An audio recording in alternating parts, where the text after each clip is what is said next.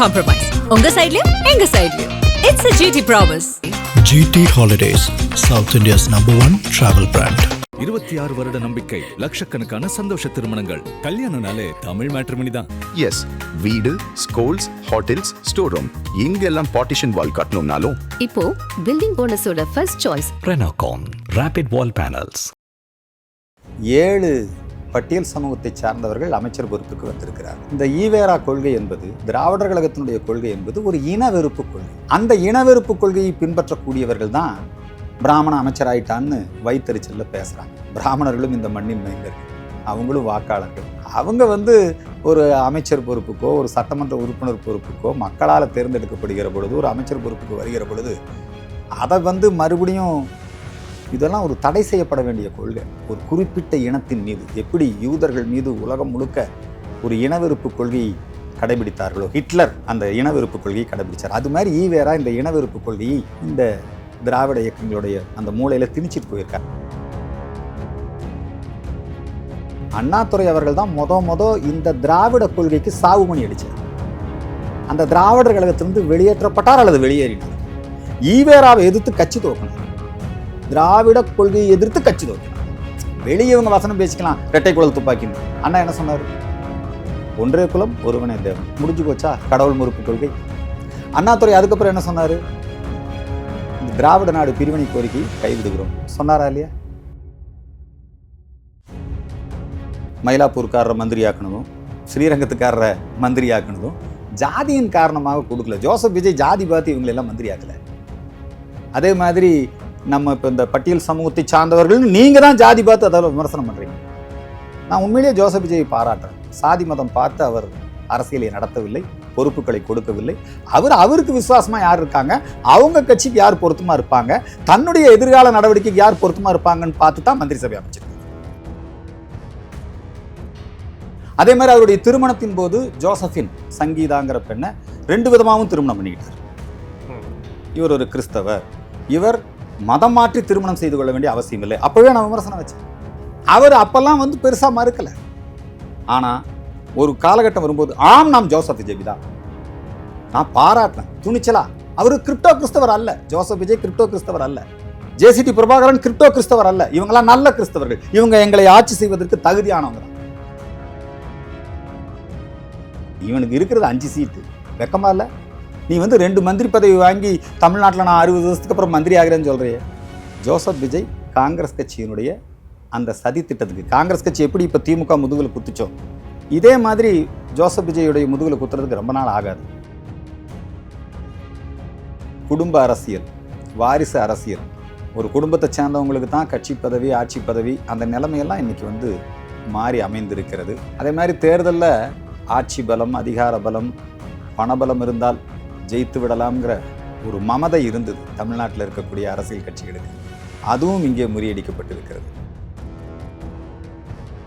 ஆதன் நேயர்களுக்கு அன்பு வணக்கம். இன்றைய சிறப்பு நேர்காணலில் நம்முடன் இணைந்திருக்கிறார் இந்து மக்கள் கட்சியின் தலைவர் அர்ஜுன் சம்பத் அவர்கள். சார் வணக்கம்.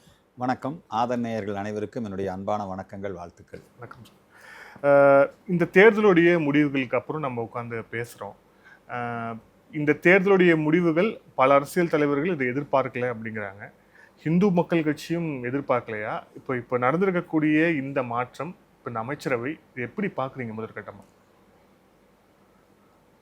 ஆட்சி மாற்றம் மட்டுமே நடக்கும், அரசியல் மாற்றம் இருக்காது என்று நாங்கள் எதிர்பார்த்தோம்.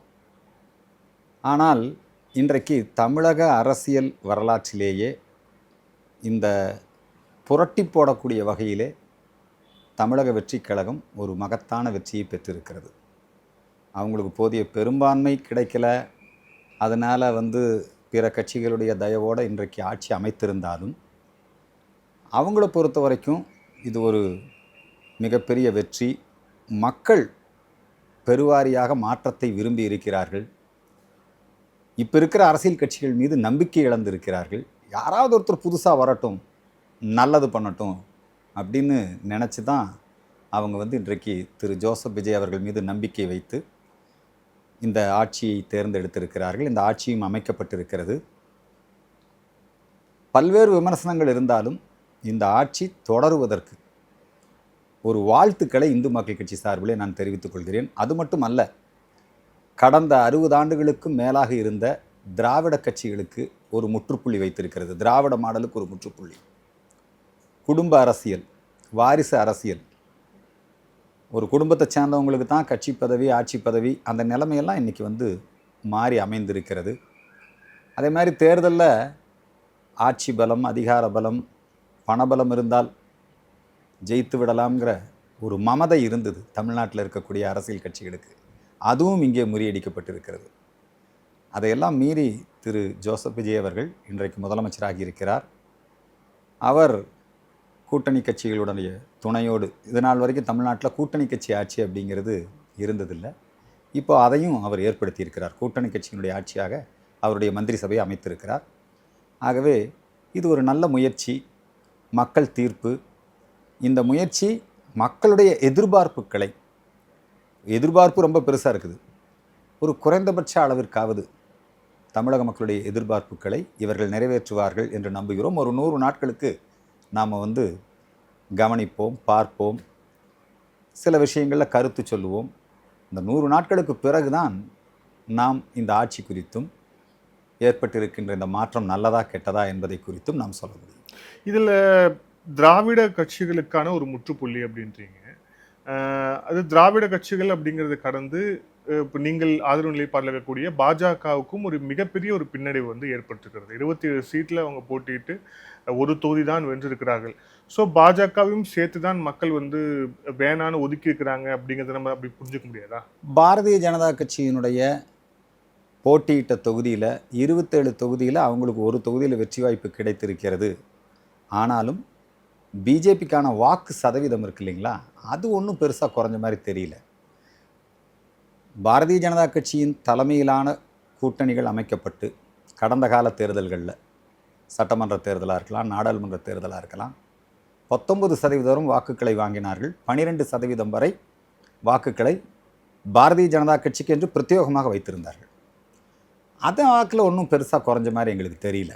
ஏன்னா பாரதிய ஜனதா கட்சியினுடைய ஓட்டுக்கள்ங்கிறது ஒரு சித்தாந்தத்துக்கு, ஒரு கொள்கைக்கு அவங்க வந்து தங்களை ஒப்பு கொடுத்தவர்களுடைய வாக்கு தான்.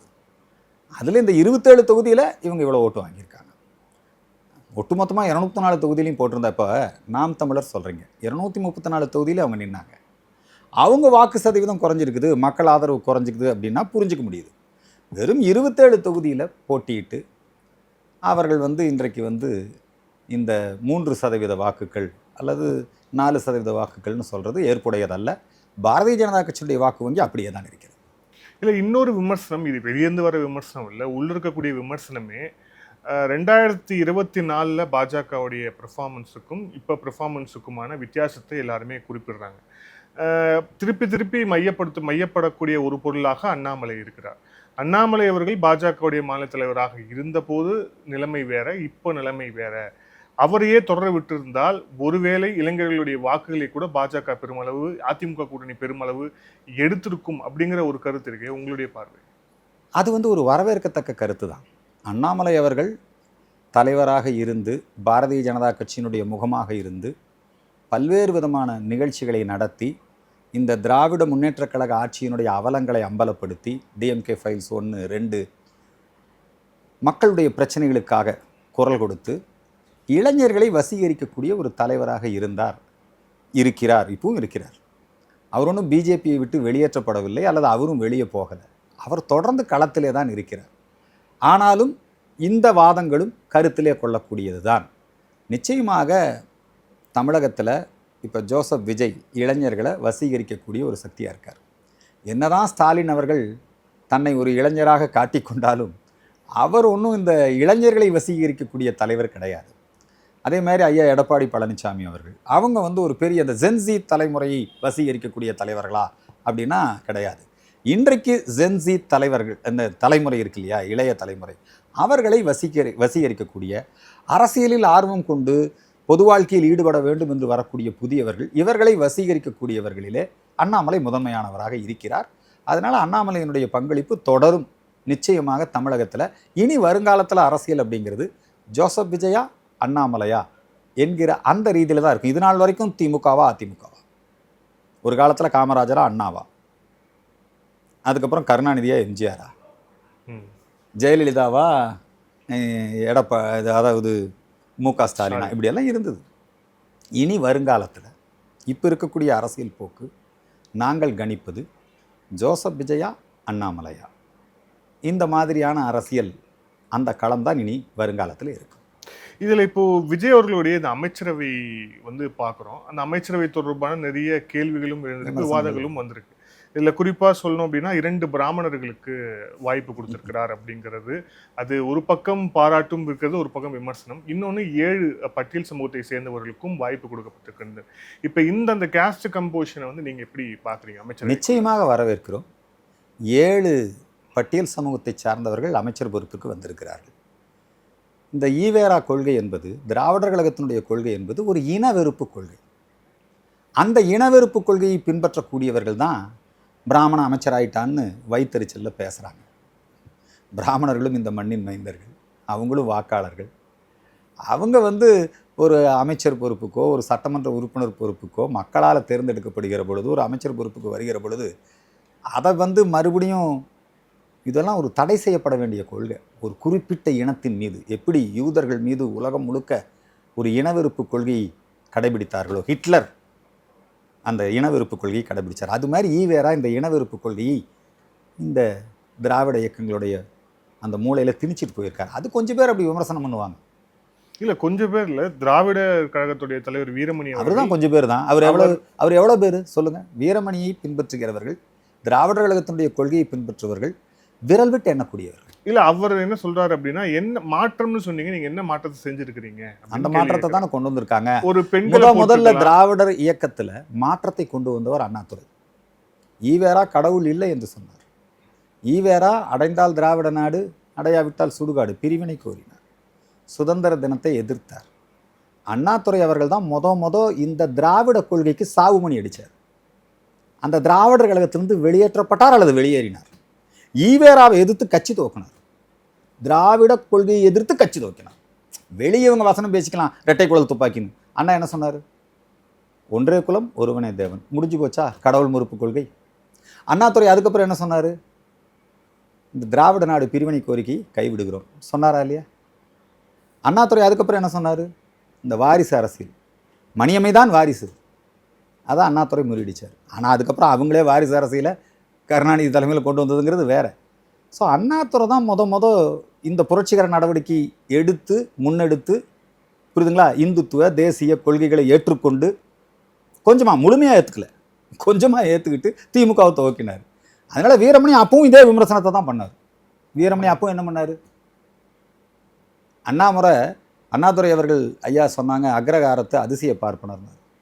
யாரைய? வாராவை. அதனால் பிராமணர்களை வந்து நாங்கள் சேர்த்திக்க மாட்டோம், பண்ணிக்க மாட்டோங்கிறதெல்லாம் தீக்கா கொள்கை. தீக்கா கொள்கையை பின்பற்றவங்க எத்தனை பேர் சார் இருக்கான்? விரல் விட்டு எண்ணக்கூடியவங்க தான். அதனால் வீரமணி பேசுறது, அவர் விமர்சனங்கள் முன்வைக்கிறதெல்லாம் அது ஹிட்லருடைய கொள்கை, அது வந்து ஈவேராவுடைய கொள்கை. இல்ல, இந்து சமய அறநிலையத்துறைக்கு ஒரு பெண்ணை வந்து நீங்க வந்து அமைச்சர், அதெல்லாம் அந்த காலத்துல எங்க ஐயா காமராஜர் அவர் ஆட்சி காலத்திலேயே இந்து சமய அறநிலையத்துறைக்கு ஒரு ஹரிஜனனை, புரியுதுங்களா, பட்டியல் சமூகத்தை சேர்ந்தவங்களை அறநிலையத்துறை அமைச்சராக நியமிச்சிருக்காங்க. இவர் எதுக்குங்க எங்கே பார்த்தாலும் ஜாதி, எங்கே பார்த்தாலும் இந்த ஜாதி வெறி பார்வை கூடாது. அதுக்கு விஜய் முற்றுப்புள்ளி வச்சிருக்கிறாரு. வீரமணிக்கு பதில் சொல்லியிருக்கிறார். வரவேற்கத்தக்க விஷயம் தானே. ஏன் விடுதலை சிறுத்தைக்கு இடம் கொடுத்துருக்காரு? உடனே வீரமணி புலகாங்கிதம் அடைஞ்சிருவாரா? வீரமணி சொல்கிறது தான் அந்த நாட்டில் நடக்கணுமா? அந்த கொள்கைக்கெல்லாம் விஜய் முற்றுப்புள்ளி வச்சிருக்காரு. இதெல்லாம் விஜய் பாராட்டுக்குரியவர். இதில் இப்போ இந்த பட்டியல் சமூகத்திற்கு கொடுக்கப்பட்டிருக்கக்கூடிய அந்த முக்கியத்துவம் வந்து இதை எப்படி நம்ம புரிஞ்சுக்கிறது சார்? இதெல்லாம் ஜாதி பார்த்து கொடுக்கப்பட்ட முக்கியத்துவம் அல்ல. மயிலாப்பூர்காரரை மந்திரி ஆக்கினதும் ஸ்ரீரங்கத்துக்காரரை மந்திரி ஆக்கினதும் ஜாதியின் காரணமாக கொடுக்கல. ஜோசப் விஜய் ஜாதி பார்த்து இவங்களெல்லாம் மந்திரி ஆக்கலை. அதே மாதிரி நம்ம இப்போ இந்த பட்டியல் சமூகத்தை சார்ந்தவர்கள் நீங்கள் தான் ஜாதி பார்த்து அதாவது விமர்சனம் பண்ணுறீங்க. நான் உண்மையிலேயே ஜோசப் விஜயை பாராட்டுறேன். சாதி மதம் பார்த்து அவர் அரசியலை நடத்தவில்லை, பொறுப்புகளை கொடுக்கவில்லை. அவருக்கு விசுவாசமாக யார் இருக்காங்க, அவங்க கட்சிக்கு யார் பொருத்தமாக இருப்பாங்க, தன்னுடைய எதிர்கால நடவடிக்கைக்கு யார் பொருத்தமாக இருப்பாங்கன்னு பார்த்து தான் மந்திரி சபை அமைச்சிருக்காரு. இல்லை, ஆனால் கடந்த காலங்களில் இந்து மக்கள் கட்சி அஞ்சு சம்பத் அவர்கள் யாரெல்லாம் வந்து மதவாதிகள் அப்புறம் ஜாதிவாதி விமர்சிச்சாங்களோ அவங்க எல்லாத்துக்குமே ஒரு பதவி கொடுத்துருக்காரு இல்லையா? அது விசிகாவா இருக்கலாம், அது ஐயுஎம்எல் இருக்கலாம். அது முதலமைச்சருடைய தனி விருப்பங்க. அதை வந்து எதுக்கு நாங்கள் வந்து ஜாதி அடிப்படையில் விமர்சிக்கணும்? ஜாதி பார்க்காதே, ஜாதி கேட்காதே, ஜாதி சொல்லாதே, அதுதான் இந்து மக்கள் கட்சி. நாங்கள் எப்பவுமே ஜாதி பார்த்து யாரையும் விமர்சனம் பண்ணது இல்லையே, மதம் பார்த்து யாரையும் விமர்சனம் பண்ணது இல்லையே, யாரையும் புகழ்ந்ததும் இல்லையே. அப்துல் கலாம் அவர்களை நாங்கள் மதம் பார்த்தா புகழ்ந்தோம்? அதெல்லாம் கிடையாது. இப்போ ஜோசப் விஜய் நல்லது பண்ணார், நல்லதுங்கிறோம், அவ்வளோதான். இதுக்கு எதுக்கு நீங்கள் ஜாதி மத பார்வை? சனாதன கொள்கை அது கிடையாது. இந்த விஷயத்தில் ஜோசப் விஜய் பாராட்டத்தக்கவர் தான். அவர் வந்து இவர் பட்டியல் சமூகத்தை சேர்ந்தவருங்கிறனால இவரை கல்வி அமைச்சர் ஆக்கிட்டாங்க அப்படியெல்லாம் அவர் பண்ணலை. அவங்க கட்சிக்கு, அவங்க நம்பிக்கைக்கு, அவங்க கண்ணோட்டத்தில் யார் இந்த துறையில் சிறப்பாக நிர்வாகம் செய்வாங்க. இப்போ செங்கோட்டையன் ஐயா அவர்களை நிதியமைச்சர்னாங்க, அப்புறம் மாற்றிட்டு இப்போ வருவாய்த்துறை அமைச்சராக பண்ணியிருக்காங்க. இதெல்லாம் அவங்க நிர்வாக வசதிக்காக பண்ணுறது. இதில் உடனே செங்கோட்டையனை மாற்றிட்டாங்க, கவுண்டரை மாற்றிட்டாங்கன்னு சொன்னீங்கன்னா உங்கள் பார்வை தான் அழுக்கான பார்வை. இல்லை, இன்னொரு விஷயம் பாருங்க, சனாதன பயங்கரவாதிகள் அப்படின்னு வந்து குறிப்பிட்டவர் யாருன்னா விசிகாவுடைய வன்னியர்ஸ் அவர்கள் குறிப்பிட்டார். அவர் அமைச்சர் இருக்கிறார். இன்னொரு பக்கம் எதிர்கட்சி தலைவராக இருக்கிற உதயநிதி அவர்களும் சனாதனத்தை ஒழிப்போம்னு பேசினார். அப்போ வந்து முதலமைச்சர் ரியாக்ட் பண்ணல. இது எல்லாமே வந்து விமர்சனத்துக்கு உள்ளான, விமர்சிக்க வேண்டியது தானே. இப்போ வன்னியரசுக்கு வந்து அவர் வந்து ஐயா திருமாவளவன் அவர்கள் என்ன சொன்னார்னா, நாம் தமிழரும் தமிழக வெற்றி கழகமும் ஆர்எஸ்எஸின் பிள்ளைகள். இன்னும் சொல்ல போனால் என்ன, குருமூர்த்தியின் பிள்ளைகள்லாம் விமர்சனம் பண்ணாங்க இல்லையா? இன்னைக்கு ஆர்எஸ்எஸின் பிள்ளைகள்னு உங்களால் சொல்லப்பட்ட தாவேக்கா, உங்கள் ஜோசப் விஜய் தான் இன்னைக்கு ஆர்எஸ்எஸின் பிள்ளைகள் ஆட்சி அமைத்த காரணத்தினால தான் உங்கள் வன்னி அரசு இன்னைக்கு வந்து அமைச்சராக இருக்கிறாரு. திராவிடத்தின் பிள்ளைகளாக இருந்தால் பட்டியல் சமூகத்தை சேர்ந்தவன் எந்த காலத்துலேயும் தலைவராகவோ எந்த காலத்துலேயும் அவன் வந்து முதலமைச்சராகவோ வர முடியாது தமிழ்நாட்டில். திருமாவே சொல்லியிருக்காரு, இன்னும் 500 வருஷம் ஆனாலும் ஒரு பட்டியல் சமூகத்தை சேர்ந்தவன் முதலமைச்சராக வர முடியாதுன்னு சொல்லியிருக்காரு. அது திராவிட கட்சியால் முடியாதுங்க, ஈவேரா கொள்கையால் முடியாதுங்க, பாரதிய ஜனதாவால் முடியும். மாயாவதியை நாங்கள் முதலமைச்சராக்கணும், புரியுதுங்களா? இந்த உலகத்தில் அதுவும் குறிப்பாக தமிழ்நாட்டில் ஒரு பட்டியல் சமூகத்தை முதலமைச்சராக வர முடியும்னா அது பிஜேபி வந்தால் தான் முடியும்.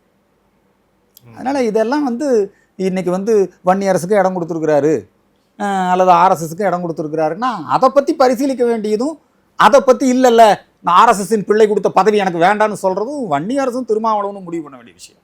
இதில் அர்ஜுன் சம்பத் என்ன சொல்ல போகிறாரு? இதில் இப்போ உங்களுடைய பார்வை அப்படிங்கிறது, நீங்கள் ரொம்ப ஓப்பனாக இருக்கீங்க. இப்போ மக்களுடைய தீர்ப்பு அது வந்து விட்டது, அதை வந்து ஏற்றுக்கொள்கிறோம் அப்படின்னு. ஸோ ஒரு இந்து மக்கள் கட்சியுடைய சார்பில் இருந்து முதல்வருக்கு குறிப்பாக இப்போ இந்து சமயம் தொடர்பாக உங்களுடைய பரிந்துரை, உங்களுடைய ஆலோசனை, உங்களுடைய அறிவுரைனா என்ன சொல்லுவீங்க சார்?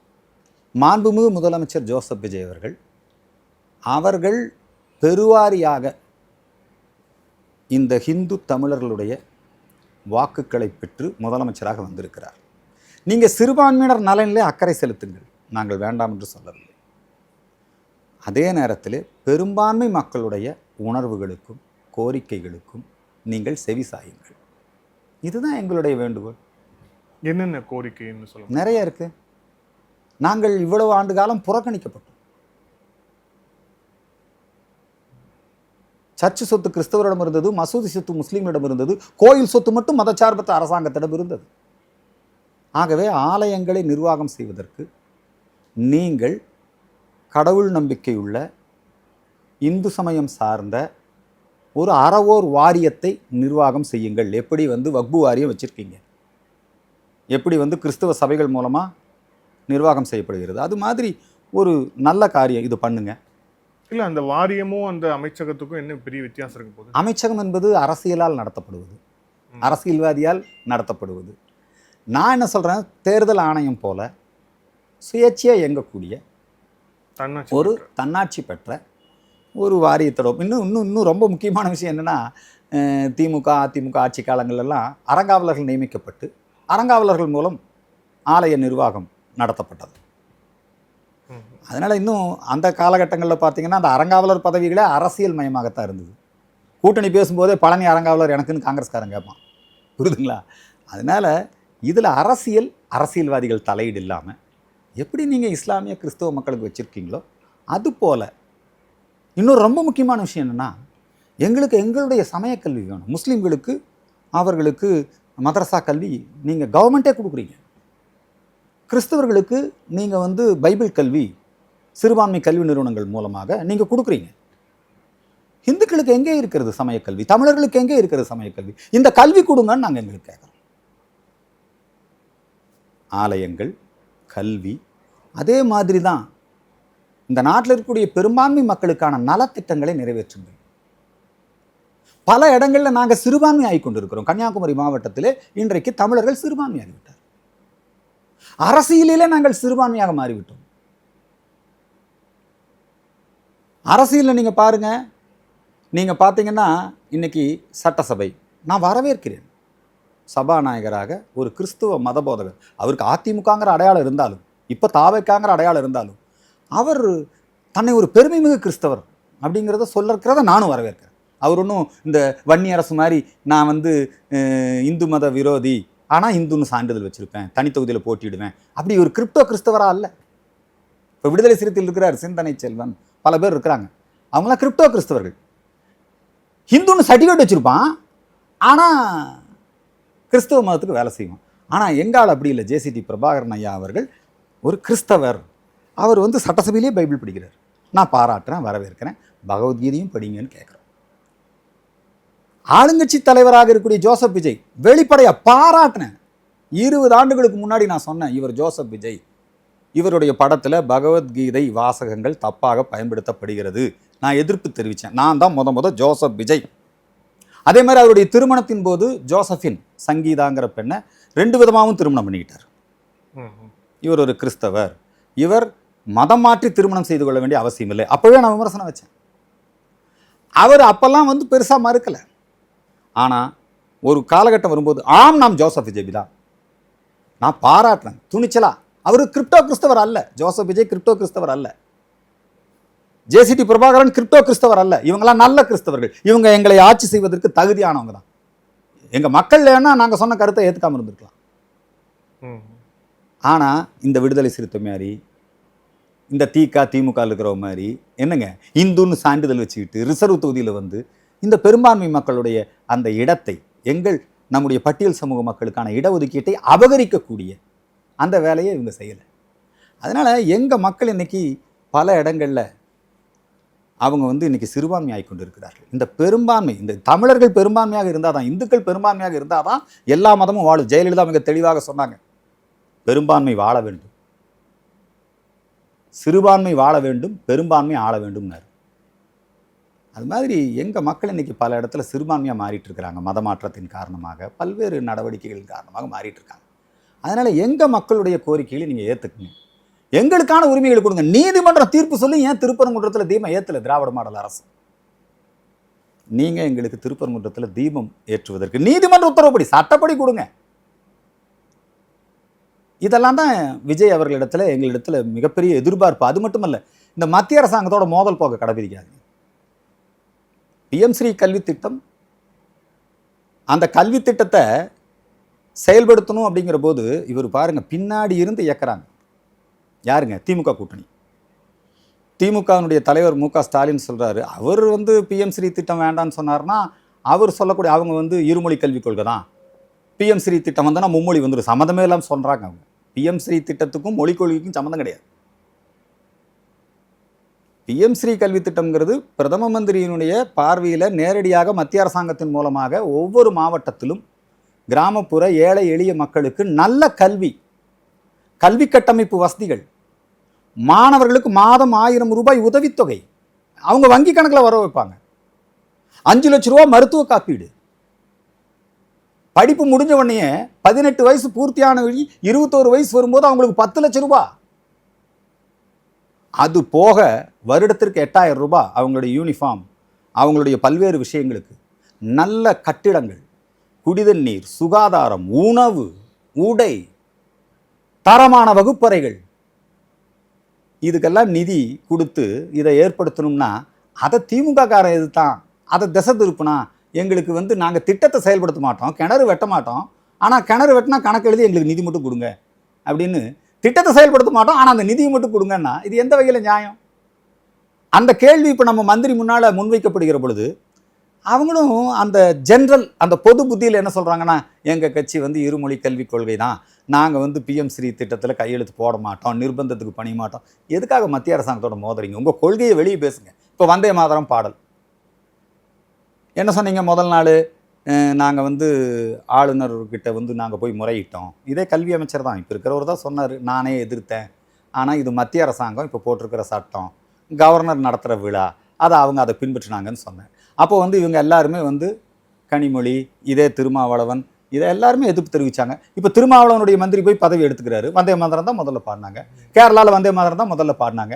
நீங்கள் ஒன்றும் உடனே நான் வந்து பதவியேற்பு விழாவை புறக்கணிக்கிறேன் அப்படின்னு நீங்கள் வெளிநடப்பு பண்ணலையே. வேணுங்கிற இடத்துல மத்திய அரசாங்கத்தோட நீங்கள் கொள்கை ரீதியாக மோதுங்க. இந்த நவோதயா ஸ்கூல் 1986 ராஜீவ்காந்தி அவர்கள் காலத்தில் கொண்டு வரப்பட்டது. இந்தியா முழுக்க எல்லா மாவட்டங்கள்லையும் நவோதயா ஸ்கூல் இருக்குது, இங்கே மட்டும் ஏங்க இல்லை? நம்ம மாணவர்களுக்கு வர வேண்டிய அந்த கல்வி கட்டமைப்பு வசதிகள், தரமான கல்வியை ஏன் நீங்கள் தமிழ்நாட்டில் மட்டும் கொடுக்க மறுக்கிறீங்க? இதுலையெல்லாம் வந்து அவங்கெல்லாம் அவங்க கருத்தை மறுபரிசீலனை பண்ணணும். மத்திய அரசாங்கத்தோடு மோதல் போக்கை கடைபிடிக்க வேண்டிய அவசியம் இல்லை. அநேகமாக திரு ஜோசப் விஜய் அவர்கள் பிரைம் மினிஸ்டரை சந்திக்க போகிறாரு. போகும்போது இன்னும் கூட கொஞ்சம் தெளிவடைவார். அவங்களும் போகிற போக்கில் தான் இருக்காங்க. ஆனாலும் எப்படியாவது இந்த காங்கிரஸ் அவங்களுடைய மிகப்பெரிய சதித்திட்டம், இவனுக்கு இருக்கிறது 5 சீட்டு, வெக்கமா இல்லை? நீ வந்து 2 மந்திரி பதவி வாங்கி தமிழ்நாட்டில் நான் 60 வருஷத்துக்கு அப்புறம் மந்திரி ஆகிறேன்னு சொல்கிறியே. ஜோசப் விஜய் காங்கிரஸ் கட்சியினுடைய அந்த சதி திட்டத்துக்கு, காங்கிரஸ் கட்சி எப்படி இப்போ திமுக முதுகில் குத்துச்சோ, இதே மாதிரி ஜோசப் விஜயுடைய முதுகில் குத்துறதுக்கு ரொம்ப நாள் ஆகாது ஆச்சுங்களா. ஜோசப் விஜய் இவங்ககிட்ட ஜாக்கிரதையாக இருக்கணும். இன்றைக்கி வந்துங்க திமுக சொல்லுது, அதுவும் இன்றைக்கி ஆராசா ஒரு ட்வீட் பண்ணியிருக்காரு, இந்திய யூனியன் முஸ்லீம் லீக் ஏனி. அது வந்து ரொம்ப அசிங்கமான வாசகம். திமுக காரங்க அப்படி தான் சிந்திப்பாங்க. என்னங்க, இன்னொருத்தனோட புணர்ச்சி, கல்யாணம் ஒருத்தரோட புணர்ச்சி, எவ்வளோ மோசமான விமர்சனம் பாருங்க. விடுதலை சிறுத்தைகள் இன்னும் எப்படி சொல்கிறாங்கன்னு தெரில, நாங்கள் திமுக கூட்டணியில் தொடர்றோம், இந்திய யூனியன் முஸ்லீம் லீக், விடுதலை சிறுத்தை இல்லைங்களா, இவங்கெல்லாம் நாங்கள் திமுக கூட்டணியும் தொடருவோம், ஆனால் இங்கேயும் இருப்போம். இதெல்லாம் விஜய், தமிழக வெற்றிக் கழகம் இதையெல்லாம் சமாளித்து தான், அவங்க மூக்கு அறுத்த மாதிரி தானே. யாரை தோக்கடிச்சாங்களோ, காங்கிரஸை தோக்கடிச்சு தானே விஜய் வந்தார். காங்கிரஸ் திமுக 2 கூட்டணி தானே. இந்த 5 பேர் எப்படி ஜெயிச்சாங்க காங்கிரஸுக்கு? அப்போது விஜய் வந்து என்ன பண்ணுறாருன்னா, இன்னா செய்தாரை ஒருத்தல் அவர் நான நன்னயம் செய்து விடல்ங்கிற மாதிரி அவங்களையும் இங்கே கூப்பிட்டுக்கிட்டார். அல்லது அவங்க இங்கே வந்துக்கிட்டாங்க. 2 இருக்கலாம். விடுதலை சிறுத்தை, இந்த கம்யூனிஸ்ட்டு, அவங்க கொள்கை என்னவோ இருக்கட்டும். கம்யூனிஸ்ட் வெளியிலேருந்து ஆதரவு கொடுக்குறாங்க. வெளியிலேருந்து ஆதரவு கொடுக்குறாங்க. ஏன் திமுக சிறுத்தை மட்டும் உள்ளே வந்துருச்சு? அது எங்களுடைய அரசியல் முழக்கத்திலேயே ஒன்றுன்னு சொல்லுவாங்க. ரொம்ப நல்ல ஆட்சியில் பங்கு, ஆட்சியில் பங்கு, அதிகாரத்தில் பங்கு. அப்போ திமுக தான். அப்போ ராஜா வச்ச விமர்சனம் அதை வந்து அவங்க எதிர்கொள்ளணும். சரிங்களா? அதனால் இதெல்லாம் இப்போ ரொம்ப டூ ஏர்லி. இது சம்மந்தமான கருத்து சொல்வது, விமர்சனம் செய்வதெல்லாம் டூ ஏர்லி. ஆனால் அவங்க முகமுடியெல்லாம் கிழிஞ்சிக்கிட்டு இருக்குது. ஜோசப் விஜய் செஞ்ச பல நல்ல காரியங்கள் இதுவும் ஒன்று. அதனால் இன்னொரு 100 நாள் போகட்டும், பார்ப்போம். இதில் நீங்கள் ஆதரவு நிலைப்பாட்டில் இருந்து அதிமுகவில் மிகப்பெரிய ஒரு பிரளயமே வெடித்திருக்கு அப்படிங்கிறத பார்க்குறோம். சரிபாதியான ஸ்பிரிட் அப்படிங்கிறது இருக்குது. சட்டமன்றத்தில் இன்னும் கூடுதலாக எஸ்பி வேலுமணி அவர்கள் தரப்புக்கும் ஆதரவு இருக்குது.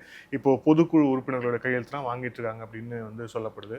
உங்களுடைய பார்வைன்னு இந்த அதிமுகவுக்கு நடந்துட்டு இருக்கக்கூடிய விஷயங்களை நீங்கள் எப்படி பார்க்குறீங்க?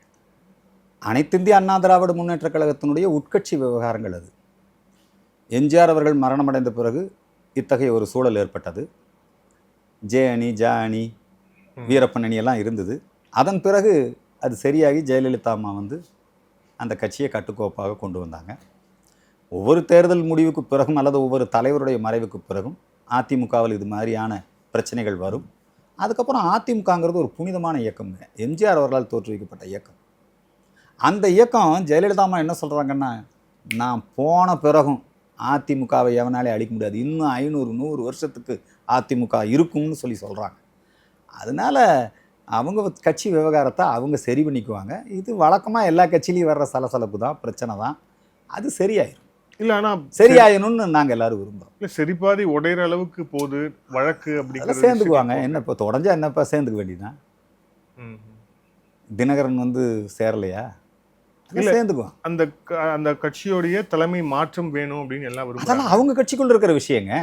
அதை வந்து அந்த அதிமுக இருக்கக்கூடிய கோடிக்கணக்கான தொண்டர்களும் அவங்களும் முடிவு பண்ணிக்குவாங்க. அதில் நம்ம என்ன கருத்து சொல்கிறது? நாம் எதுக்கு அவங்களுக்கு அறிவுரை சொல்லணும்? அது ஒரு புனிதமான மக்கள் இயக்கம். தீய சக்தி திமுகவை, எம்ஜிஆர் இருந்த வரைக்கும் திமுக தலையெடுக்க முடியல, ஜெயலலிதாமா இருந்த வரைக்கும் திமுகவுக்கு சிம்ம சொப்பனம், எடப்பாடி பழனிசாமி அவர்கள் திமுகவுக்கு சிம்ம சொப்பனமாக திமுகவினுடைய பல்வேறு விதமான சதி வேலைகளை தாண்டி 4 ஆண்டு காலம் நல்லாட்சி கொடுத்தவர் எடப்பாடி. புரியுதுங்களா? அவங்க ஆட்சியில் எல்லாரும் திறம்பட பணியாற்றினார்கள். அது வேலுமணியாக இருக்கலாம், என்னங்க அவர் எல்லாருமே நல்லா திறம்பட பணியாற்றியவர்கள். இப்போ அதை அவங்களுக்குள்ள அவங்க உட்கட்சி விவகாரம், அவங்களுக்குள்ள விவாதிச்சுக்கிறாங்க, பேசிக்கிறாங்க. என்னங்க காங்கிரஸ் கட்சியை விட மோசமா? அதில் நடக்காத பிரச்சனையா, பிரிவுகளா, பிளவுகளா? ஏடிஎம்கே அது வந்து நல்லா வருங்க, இன்னும் நல்லா உயிர் பெற்று வரும். எம்ஜிஆர் கட்சிங்க எப்படிங்க மக்கள் மனசுலேருந்து அழிக்க முடியும்? அதெல்லாம் வரும், அதெல்லாம் சரியாயிடும். இன்னொரு எம்ஜிஆர் வந்துட்டாரு அப்படிங்கிறாங்களே. அது வரட்டும், ஜனநாயகத்தில் இதெல்லாம் சகஜம் தானே, வரட்டுமே. அதனால் அதில் ஒன்றும் நாம் ஒன்றும் அவர் மோசம் இவர் மோசம் அந்த கட்சிக்கு போய் அறிவுரை சொல்லணும் அந்த இடத்துல நாம் இல்லை. நல்லா இருக்கணும்னு நினைக்கிறோங்க நம்ம. ஏடிஎம்கே சரியாகும். நன்றி சார். பல்வேறு கேள்வி. Thank you sir. Thank you so much. நன்றி, வணக்கம்.